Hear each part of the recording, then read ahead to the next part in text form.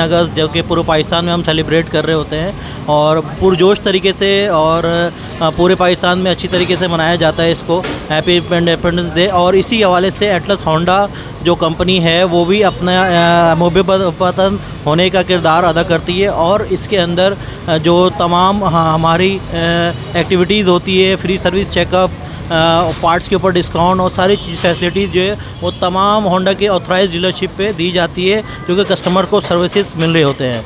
13 और 14 2 दिन हमारे जो है वो फ्री चेकअप एक्टिविटीज़ चल रही होती है पूरे पाकिस्तान में और तमाम जो होंडा के कस्टमर्स हैं उनको हम सर्व कर रहे होते हैं इसके थ्रू।